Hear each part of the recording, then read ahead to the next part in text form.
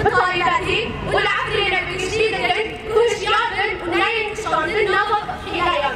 نظفا حيايا استخباراتن وتعلين به وعن زمان الاجتماعية وكرك وهول الدلاء ترسل هوالي كلمة سرية ويا رفض فيها شبوه أمان للتسليم رازماني بك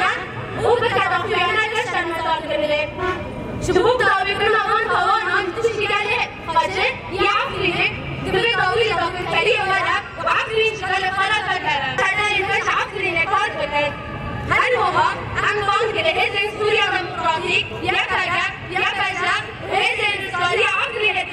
هو الرسالة بكر شهيدين نمرضها جندرته تحضر في سوسيان شهيدين كردستان لها وهذا هو ديمغا من جهات الدور الأكبر في هذه الانتفاضة التي تحاول الدولة التركية ومرتزقتها والمجلس الوطني الكردي من تغيير الحقائق من خلال دعم جبهة النصرة والمجلس الوطني الكردي الذي يحدد ويمنع أهالي جنين